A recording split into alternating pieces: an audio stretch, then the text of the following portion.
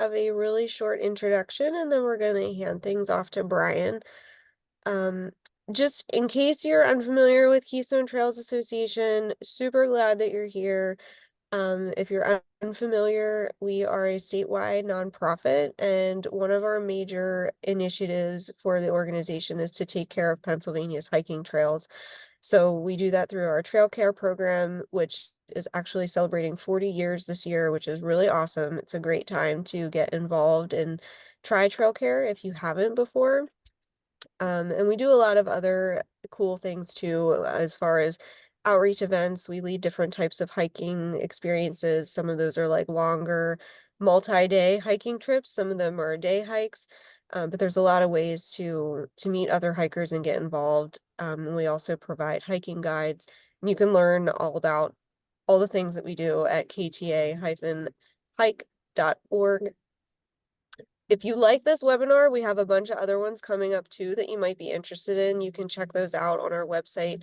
The URL is there.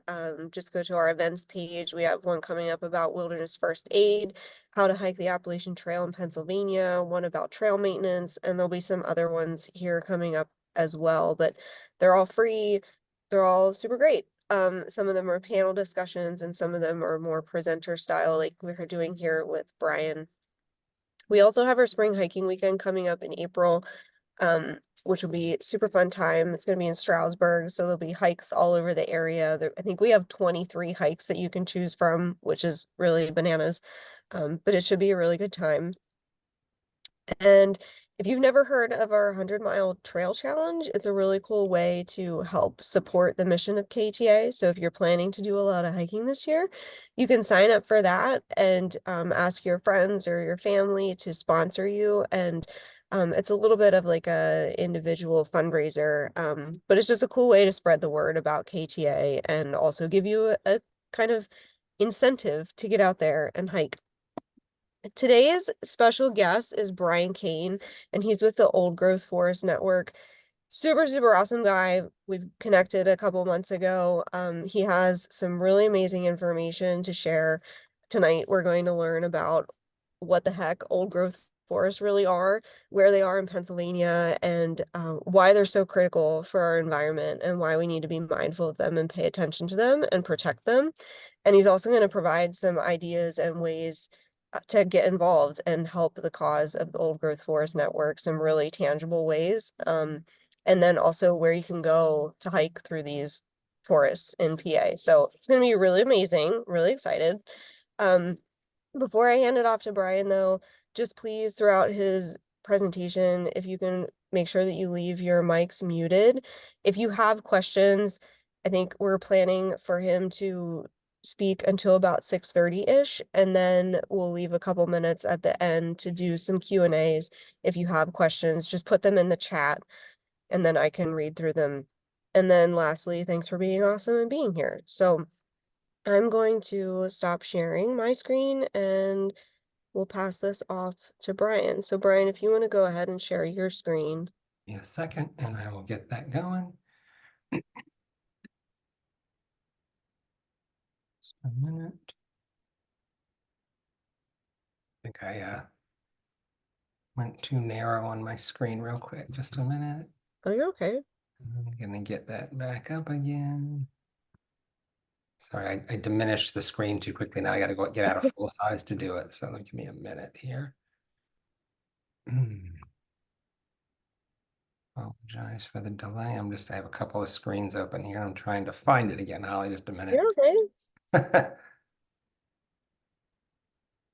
Here we go. You know what I might do? I might just link back up to you. Hold on a second. I'll rejoin. Hold on. I was a little too anxious getting into the full screen mode here. So give me a second. You're okay.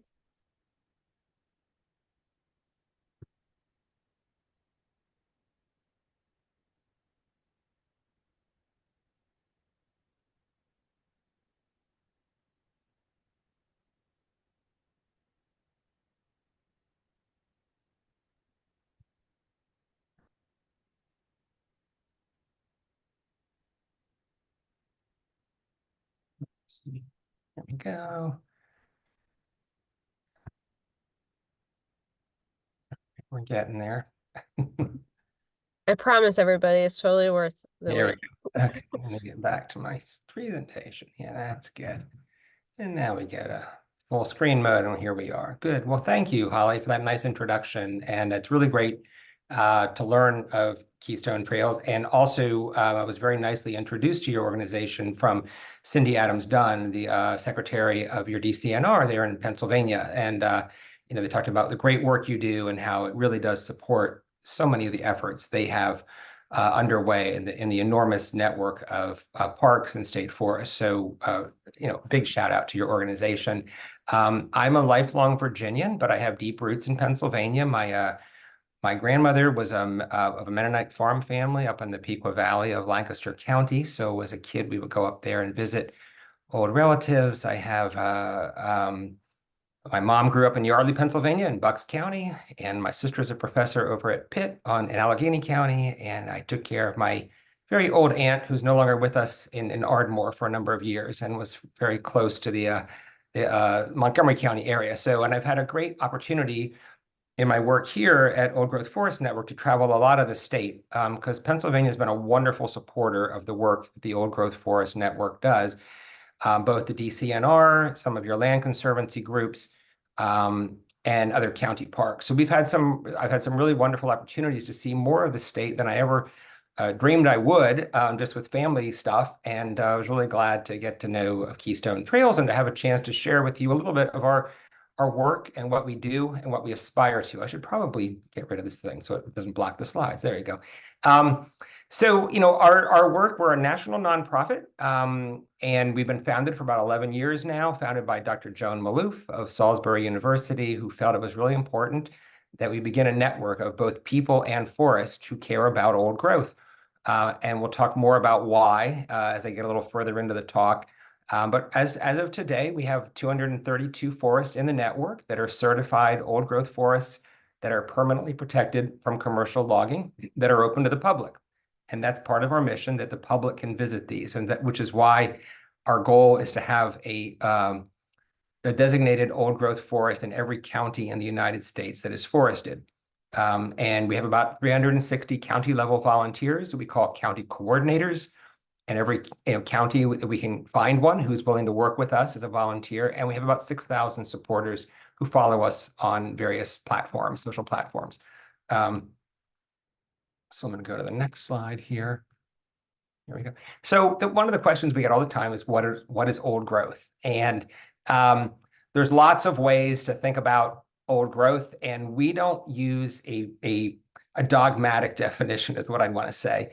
We want to talk a little further in our talk today about the different definitions of old growth. But we look at it as a forest that has reached full maturity, but we also look at it as a total ecosystem. We look at it as a series of processes that are ongoing that support the whole ecosystem of the forest. So this is a diagram showing forest emerging over time. We get lots of questions. What is your definition of how old the trees have to be in an old growth forest? And this has been a subject of great debate among scientists in the forestry community for a long time. We have many. I went to the Old Growth Forest Network, Old Growth Forest Conference in New Hampshire late summer this year, and the first day was spent on that definition, and people who have been studying this their entire careers still haven't come up with a definitive answer. We look at it as a number of attributes, and I'll go over those in a few minutes.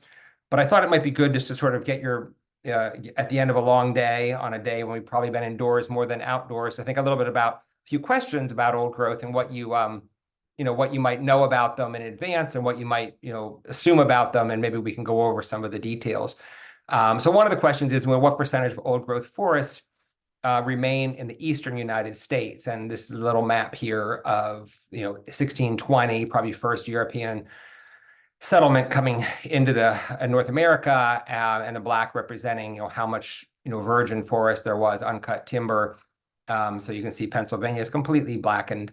So obviously very rich in forest land. So the answer here is, see, and this is showing sort of the sequence before I get into the answer, how quickly and rapidly forest was depleted for a number of reasons. Some of it initially to send wood back for shipbuilding to Europe, then eventually our own construction in the United States. And really by the 1920s, you can see how decimated the nation was. Particularly notable is how New England has literally no forest left, including Pennsylvania, which is the big change from today. Today, this is where we sort of look at a proportion of land that is forested in the United States. It gives us a little hope. You can see that states like West Virginia and Maine are hugely forested, parts of Mississippi and Kentucky as well, and then, of course, the upper parts of Northern California and the Northwest coast. So you'll see those are the areas that have more than 75% of the land in forested, as well as upper parts of Wisconsin, Michigan. This is showing you a little bit about who owns old growth forests in the United States today, and no surprise that most of the forested lands are in private hands. So the answer to that question was really it's under 1% of what's left. It's 1/2 of 1% technically for the last count I read. So very little. Out west, it's probably about 5% or less. So and so the next question is, what percent of Pennsylvania's lands are forested? And, today in the current, in 2020, I think is the last count. So there's a couple of choices there, 24, 39, 57, or 64. And you probably guessed correctly, the right amount is 57% of the state is forested. This is a little diagram from USDA that shows you sort of, again, what percentage of the land that is forested is held by who. And you can see most of it is in private hands. But we're very fortunate that in Pennsylvania, almost 27, 28% is in state and local ownership. So that includes the DCNR properties and then probably local land trust and also local counties that may have forested lands. Very little federal forest in the state. And then another question I have is, an old growth forest must contain trees that are at least, and we have A, B, C, and D here, how many years old trees must be. This is a little fun diagram that you can use to estimate, a tree's age by its species when you're in the field. Not always accurate, but it gives you a general sense. And we have many volunteers who use this chart as they help us sometimes, guesstimate a few of the trees in the forest they're looking at for us. So, so this answer really, I think, will be either B, C, or D. We're not going to hold it to a specific number, which is probably what the question I get asked the most is, well, how old do the trees need to be? So with that little quiz done, hopefully you got most of them right, or at least a few of them. I'll talk a little bit now about what we consider at the Old Growth Forest Network the attributes of old growth, and how one identifies and understands when they're in an old growth forest. So we have, there's sort of six things that we look for that are very visual, that help us. And again, scientists have other tests and means by which they determine this. It can be both coring the trees, it can be, soil samples, it can be really studying microorganisms as well as microinvertebrates and other things that are in like the vernal pools in these areas. But as sort of general indicators, these are the 6 areas that we look at. It's the big old trees, coarse woody debris, pits and mounds, sort of a complex forest structure, lack of human intervention or disturbance or evidence of human intervention, and then trees that have evidence of standing there for a very long time. So, the very large trees part is, one of the first indicators. And so when I get calls or emails from people saying there's a huge forest, I think it's old growth, usually the first indicator is the trees have a pretty massive diameter and a pretty significant crown to the tree. And it's hopefully more than just one tree. Generally there's association of, several different species in these areas.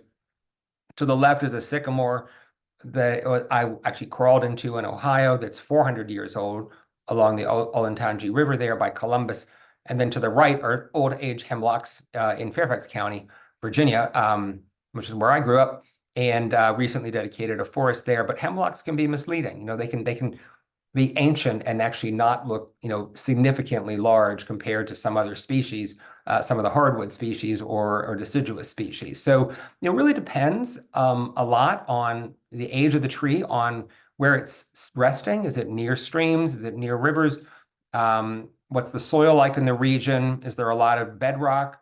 The climate in that area and the quality of the soil. So, which is why we don't like to give a number of, it has to be X years old. But we sort of begin to look at the association of that tree with the other trees around it to determine, what is the next age in line here. So there's another stand of those beautiful old trees in Fairfax County, in a pretty developed suburb of Washington. And this amazing stand of 250-year-old hemlocks remains there. The pit and mound topography is another indicator.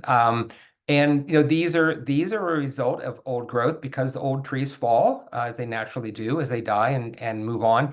They leave a depression in the soil that can often become a vernal pool. And other trees, before they're fully decomposed, will begin to have soil accumulate on them and leaf litter, and begin to create sort of a topographic change of a mound. And the combination of those two, when you begin to see that in a forest, you begin to, your ears prick up, and you begin to think this may very well be an old growth area because of what I'm seeing in the topography. A little harder to discern in some really steeply slope terrain, and Pennsylvania obviously has plenty of that. So it's not always evident, but generally in a more level terrain, this is a good indicator that it may very well be old growth. Lack of disturbance, again, you can usually tell when there's not old stone walls or fences or building foundations. There's exceptions to this. I've looked at forests where, there's some early colonial ruins of old houses that are still left from like the mid 1700s. Some here along the Potomac River I've looked at that are old growth forests, but there were some abandoned, houses burned down back then, or there's some old remnants of those houses in these old growth areas. So for a couple hundred years, there's been nothing there.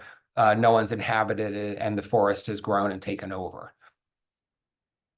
The coarse woody debris is the other indicator. Lots of fallen limbs that are larger, not just the twigs and sticks like you might see in your suburban backyard. Again, trees being struck by lightning or being cracked by ice storms or other significant weather events can leave a lot of this debris. And that is what becomes host to so many creatures and mammals and insects that feed, and then of course the lichen and the fungi and the moss that all begin to grow in those fallen trees. Other big indicators of what is an old growth forest. I love looking up in the canopy of old growth forest, because you begin to see these absolutely gorgeous contorted limbs, and they're almost worth painting. They're just so beautiful. And this was when I was down in New River Gorge this summer. We dedicated a forest there in West Virginia in the national park. And this is the black gum tree, and it's probably, I think he said it was 400 plus years old. And Joan Maloof, our founder, calls these the tree antlers. That they look like, the deer antlers on the top of a tree. So you begin to see very contorted, distorted limbs, and with very little lower canopy. It's often an indicator, again, of old growth. This is just a beautiful stand from Otter Creek down in York County of a gorgeous, in an old growth forest with lots of hemlock there. Presence of lichen, moss, and fungi are another big indicator. There's so much moisture in old growth soils. They're very spongy in an old growth forest, not necessarily on the trail, but once you step off in some of the woodland areas. And then you begin to see a huge variety of these throughout the woodland, and that is another big indicator. And that's another view of a beautiful, it's old growth forest near Columbus, Ohio. That was that sycamore tree I was able to crawl into. Those are actually national natural landmarks. So with those being discussed, some of the indicators of old growth, one of the next questions is, well, what do these do for us? Why are they so significant? Why does our group care about them so greatly? I mean, we care about them, of course, because there's a lot of bad forestry practices that will take down forests and clear cut them, which is a concern, across the country, and many different venues and forums that happens. State forest lands, federal forest lands, development, other reasons why forests are lost. But we do firmly believe that they are a huge solution to our, climate change crisis we're in right now. There's increased amounts of scientific research being done by Joan and her colleagues, who are all professors, as to the amount of storage of the carbon being stored within these forests. And so, a good amount being stored in both the roots and the stem of the plant, but also the branches and the leaves as well. And there's more and more indicators that the older the forest gets, the more carbon is stored there. So that can't be recreated if you were to replant the forest. It takes a long time, probably at least 20 years for the tree to begin to have sort of carbon storage qualities. This is sort of one of the arguments that we've been making about old growth, that it's irreplaceable for a number of reasons, but carbon storage being one of them. Also, the other climate benefits of forest is, the amount of cooling that they provide to a region. So particularly the larger tracts, where the temperature is, documented anywhere from 10 to 30 degrees lower in forested areas versus paved surfaces. And that comes as no surprise to most of you. Also, enormous amounts of moisture being held and then also released, very important for the hydrologic cycle in our natural environment. They also store huge amounts of storm water, and this is a little bit of an exaggerated image I show you with the cypress swamp and the cypress knees there, but really, because the soils are so much leaf litter and so much composting has happened over so long. They are great absorbers of storm water, as opposed to a newly planted forest. They can hold and retain much more, refeed the aquifers. And I'm just showing a contrasting photo here of a sort of a denuded landscape, and you sort of can just make the connection. You probably can guess between the equipment that came in there and the lack of foliage, it's probably not absorbing much of the stormwater anymore in that landscape. Many of researchers are also now looking carefully at old growth forest for the quantity and abundance of species which they host, again, which cannot be recreated in a newly planted forest. So the older growth of forest, usually the more multiplier we get of species per acre. And one of the counts that Dr. Malouf did with some of her students, with salamander, in 1 acre, in an old growth forest, it was 488 discovered per acre, 96 in a second growth forest, and none, obviously, in a clear cut forest. So there's more and more of these sorts of studies being done by universities as they begin to sort of document, what is living and growing here and why. Certain species also rely on old growth. They can't nest or reproduce in any other setting. So there are certain trees that are host to them, both mammals, birds, and insects, that only thrive in these environments. So again, why when that habitat is gone, it becomes a crisis for that species and begins to move on and try to find other appropriate areas. So we go back a bit, sorry. Also, don't want to forget to talk about what a forest does for you. If you're like me, you kind of go a little bit nuts in February and January, and you can't get out as much into the outdoors because they do have enormous spiritual benefits and well-being benefits just for health and wellness. We had a very interesting woman speak to us at the Old Growth Forest Conference this past summer, and she talked a lot about, she was a clinical psychologist, and she did a great number of studies abroad of veterans from other countries who had fought in wars and had come home. And they began these experiments where they were bringing these gentlemen and ladies out into forest lands as part of their therapy. And there's a very well-written documentation of this in some of her works about, this really did sort of lower levels of anxiety, create faster healing. The betterment of their health was achieved through exposure in forested lands and walking through woods. So I think we all feel that. I'm sure Keystone Trails is the reason you're with the group is because this is what you love to do with your spare time, and why you go into the woods, because you certainly come out with a high and feel great after you've been in that environment, even if it's a cold winter day. So why we do the work we do is sort of what you're seeing in these pictures here. The practices of clear cutting and removal of old growth trees can be devastating. And I think I've talked to some of the qualities of an old growth forest that I said they're irreplaceable once they're done. You know, many times this will obviously happen much more on private land that can't be stopped. And so sometimes it's out of control. We hear about a forest being removed and it's sort of gone before we can take any sort of action or make recommendation.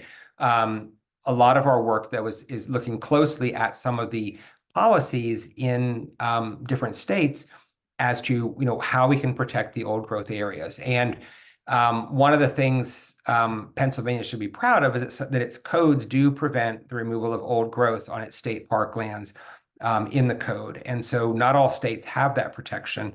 And it's been a big champion of preserving old growth. We know that it is so valuable for so many reasons, particularly as climate change begins to wreak more havoc. And we know that it's a significant factor in storing carbon and cooling temperatures and storing stormwater, and not to mention hosting wildlife. So the vision for our nonprofit was to create a national network of old growth forests and the people who care about them. So we have a network of forests, but we only can do our work because we have really wonderful volunteers. And our mission stated here, we think there's about 2,370 counties in the United States that have forests that are worthy of being entering the network. And we really made some great progress last year. We had probably our best year ever with the number of forests added, 47 to the network, and we're now at 230, probably in another month, about 235. So we're about 10% of the way to our goal. This is our team. We actually had a little celebration on the Eastern Shore of Maryland when Joan, who's in the center, had a semi-retirement. She's still very active in both reading and writing and giving lectures, and also in her research work. So she's not gone AWOL, and she's very much involved with us regularly. So, and this is our list, our very proud list of the 28 counties in Pennsylvania that have a forest in our network. And maybe one of these is near you, maybe you've hiked in them. I know that, the Cook Trail and the Cook Forest is probably, when people say what's their favorite place they've been in Pennsylvania, this often comes up. I loved Otter Creek when I was there for the opening ceremony. It's one of the most beautiful forests I've been in. And as well as some of the ones up in central Pennsylvania, in both Snyder County and Perry County, some really beautiful hemlocked areas there, and a little harder to get to if you live in the urban corridors, but certainly worth doing for a weekend ride. A little quote here from your Secretary of DCNR, Cindy Dunn, that she says, it's awe-inspiring to be among the ancients, and we all know awareness and connection are what lead to stewardship and conservation. So couldn't agree with her more. We so appreciate Cindy's wonderful hosting of us and advocating for the work we do, and also help her staff, the wonderful women and men who work in the forest in Pennsylvania through the DCNR, have been really wonderful agents of our work, and they've helped us learn about the forest and challenges they face, and also their commitment to the conservation of old growth. So I thought what I would do now is just show you like 6 of the forests that are currently in the network and sort of just mention them by name. As I said, Cook Forest is probably one of the favorites in our network that I hear so many things about. I have not visited Cook Forest, but on my next trip to the west side of the state, I will be doing that. We have a new one coming up in Mercer County this May, so I'll be over there. And just to let you see what we do on our and this is the beautiful Otter Creek Nature Preserve in York County at the dedication, I guess it was 2 springs ago, with a committed team of volunteers. And the gentleman in the middle, Dennis, he's helped us in many counties, but he's one of the county coordinators.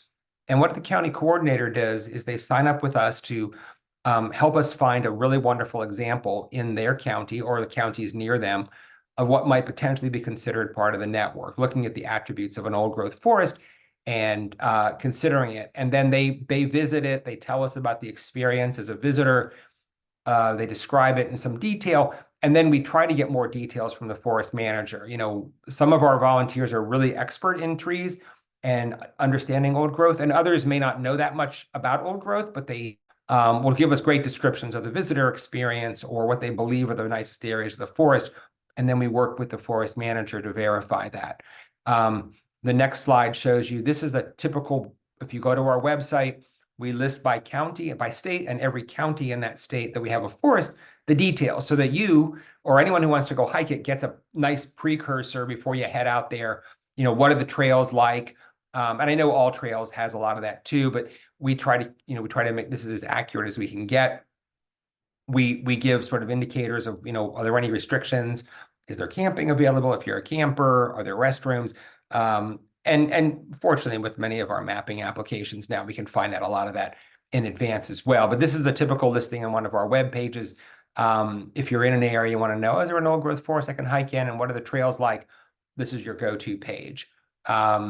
And we link media and stuff. We usually get some pretty nice press in the papers once we've had a ceremony, especially with DCNR, where they'll celebrate the forest and talk about it and why it's important, and why its preservation was important. So we've had some nice reporters and local newspapers show up and photograph and run features, so the more people know about the forest in their community. Hemlock's Natural Area is another gorgeous forest. Really enjoyed this one in Perry County, Pennsylvania, and it was just beautiful. We fortunately also get Pennsylvania Outdoor Corps members to join us, sort of the young people who are discerning forestry or horticulture or arborist professions as they develop in their lives, and they've showed up we have usually a group comes if we're near one of their sites for the summer or their season, they'll come visit, and this is a group that came to visit us at Hemlocks the day we dedicated it, and they're usually helping repair and make trail repairs or other repairs in some of the state parks in Pennsylvania. Snyder County, another beautiful forest. This was in a very interesting part of the state. I'd never been up there. Sorry about this bar in the way. And it was a very interesting story told us by, I believe, the forester himself. And I believe he grew up in the area that it's largely a very Mennonite area with lots of farms and lots of farmland. And he had stories, I believe, from his either parents or grandparents, how they sought out this forest, Snyder Middlesworth Forest, as shade, because so much of it was farmland. And they also said this is hugely popular on Pentecost Sunday, in a Christian church.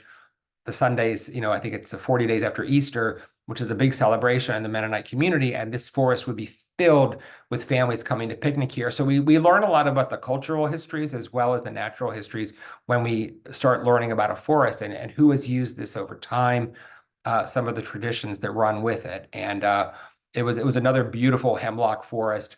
There was some woolly adelgid damage, like a lot of the ones we see in Pennsylvania these days, but it was really remarkable. And then way up north, way up on the border in New York, Tionesta Scenic Research Natural Area, that's our federal forest in Pennsylvania. That is virgin forest up there, a very beautiful, beautiful area. Again, Joan went up to that one. She was up there doing some lectures and smaller dedication, but it's a remarkable place. And I have not visited that one either. So I will rely on her reporting that's accurate. Closer to Harrisburg, there's Boyd Big Tree Preserve in Dauphin County, and that we had a wonderful woman, Jen Hurt, who's a volunteer with us there with her dog in the picture, but she's a professor at Penn State and loves to hike, and she's found us several forests in that region. This was another really great one. We really hiked close to town, and in fact, Secretary Dunn grew up right near this, so she was thrilled to return to some of her hunting grounds from her childhood and youth. So it was really nice, really nice celebration that day. These are some of the books that are written about old growth forest. If you're interested in learning more, probably my favorite they're all good. I read this one like 20 years ago when I first heard about Joan Maloof, and then this Nature's Temples, A Natural History of Old Growth Forest was just reissued by Princeton Press last fall, and it's really beautiful and easy to read. Joan writes for the layperson, not necessarily for a scientist, and it's 12 chapters, and each is like 8 or 10 pages, and you can kind of go through the layers of a forest with her as she describes it, and it's a really nice read. and you come away with a nice sense of sort of the complexity and the various systems of an old growth forest. So before we jump into the next part of the presentation, I just, a couple of things I might just leave you with. If you're interested more in our work, you're obviously very engaged with Keystone Trails, which is awesome, and the volunteer work and the trail maintenance and the trail watches you do, and the nice organized hikes. Certainly read Joan's books. We also do always have a book in every library, public library, that we have a forest in. So that was her gift when she retired, semi-retired, is that they did send a one to every public library in each county that has a forest. We always need county coordinators, and I'll show you a map in a minute of where we need them, particularly in central Pennsylvania.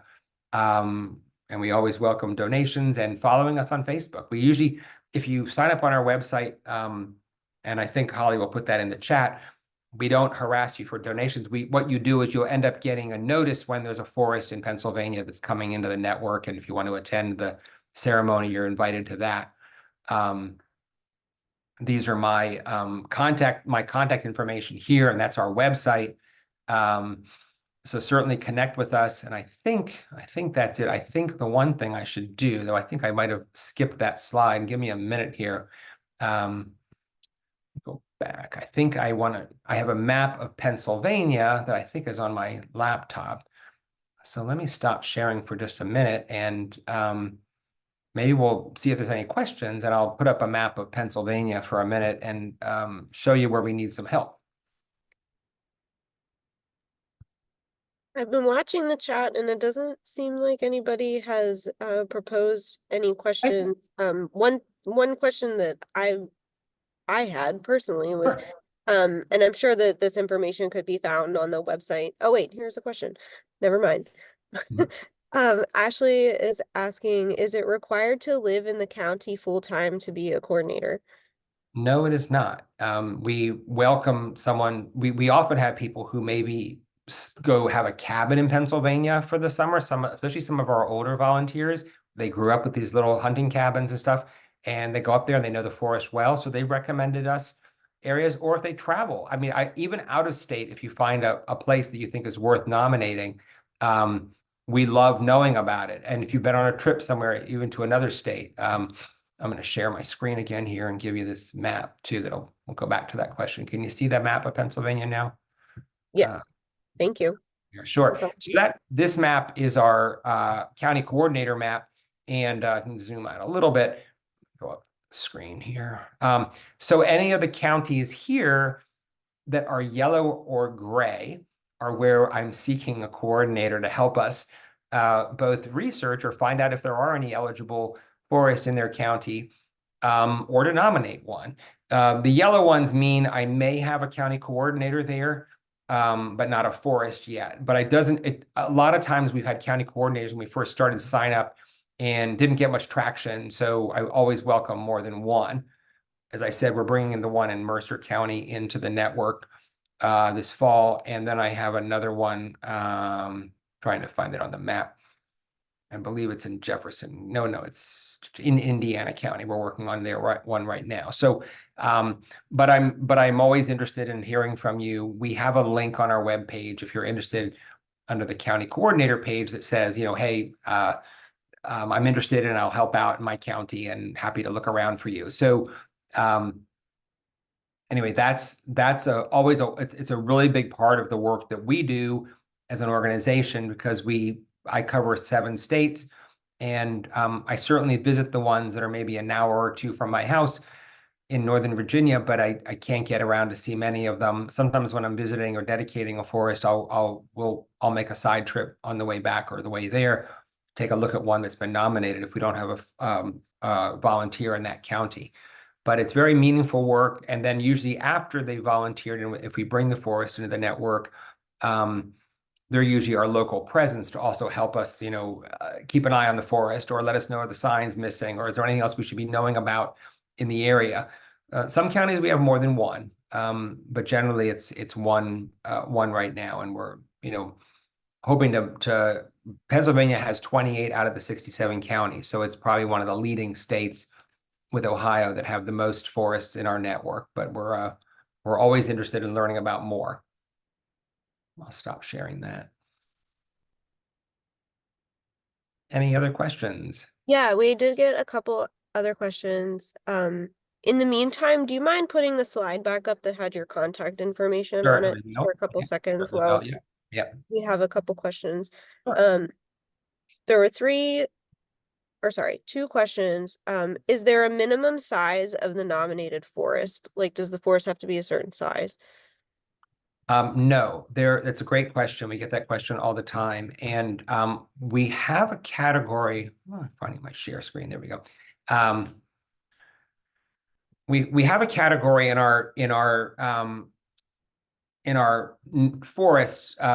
We have three categories. We have the network forests that are kind of the bigger, larger forests that are larger tracts of land. We like to see the forest, the old growth area being like 50 to 100 acres within a larger forest. It's rare to have hundreds of acres of old growth, in Pennsylvania. We like to see us that size. We also have a category, you can go to our website and see it, where we have smaller forests that we call community forests. And these are usually cherished tracts of forest land that are old, maybe 80 to 100 years old, that are in a community that people walk through and enjoy. They might have like a dog walk through it. They might have some interventions. And we look at those, we call those community forests because they are soon to grow into what's old growth if they're protected. So close to town, often they're in closer to a city or a suburb. They're usually well trafficked, but they have a lot of old trees and some of the characteristics of old growth. It's a little tiny one near my home here. It's only 6 acres, but believe it or not, the trees are 250 years old. It's surrounded by houses. And fortunately, the naturalist in our town got funding to remove all the invasives, and all these wonderful ephemeral and other spring ephemerals are all returning after being smothered by English ivy for years. And it's both the terrain and the undergrowth that sort of were indicators to him of that. So that's a community forest. So those can be small. Sometimes we get pleased to have those join the network because they're threatened for some reason, and the volunteer or the public wants to bring attention to them, saying, please don't denigrate this beautiful old forest. And it may not be a full-blown old growth forest yet, but we want to keep these trees and hold them for the future. That's awesome. Thank you for clarifying that. Sure. And the other question was, is virgin forest the same as an old growth forest? No. So I may have, that one slide may have been a little misleading at the front, and I apologize. So the virgin is really going to be never cut, never cut down. And most of the eastern United States has been cut not once, but twice. So, original contact cut probably in the 1700s, and then again cut in the 1800s when it grew back. So very little is uncut, and that's why it's at 1/2 of 1%. And we talk about old growth, and this is why the definition is very nebulous and difficult, because it's mostly all, it's old, but it's not virgin. So it's emerging. And the few uncut areas I visited have been generally very steep slopes where the timbering companies could not get either a line or mechanical equipment in there to remove them, or no way to get the logs out. So and even some of the forests in Pennsylvania I visited where the really, really old trees are, that's where they are. They're usually on the steepest slopes.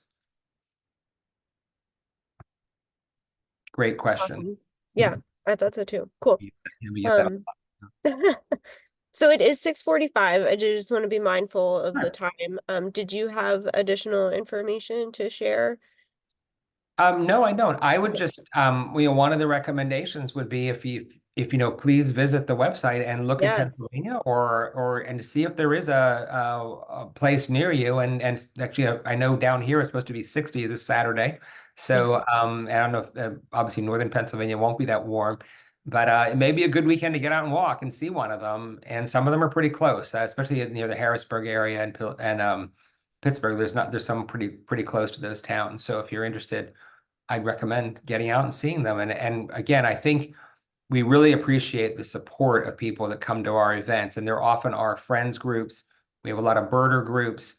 Trail volunteers are huge in many of the towns and cities we visit with both like in Ohio state parks and in Maryland, people who really are regularly in those places helping the foresters and the park managers. So the work that your group does is really highly valuable and very much in sync with what we do. And we love seeing people like the Keystone Trails Association come to our event. So because it's very reassuring when you're in the company of other people who value the natural world and want to conserve it and are very protective of it. So it's really the most valuable part of my work is when I'm able to go to an event, bring a forest in the network, and so many people from the local community arrive, and you are reassured that things aren't going to go amok when people like that are involved and caring about the forest near them. So, appreciate the work you're doing all the time at Keystone Trails and getting out and enjoying it and sharing the resource together.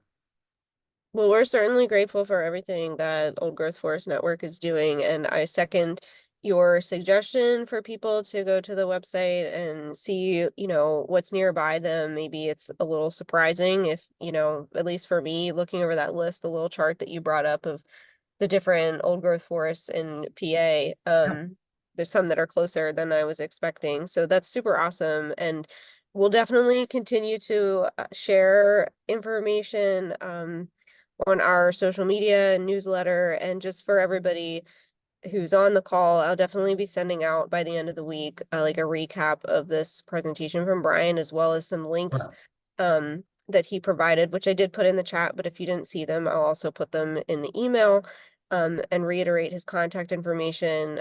I would not be surprised if you get some people reaching out to you about being those like county representatives. Sure. And I certainly hope so, because it sounds like a really, really cool opportunity for some people.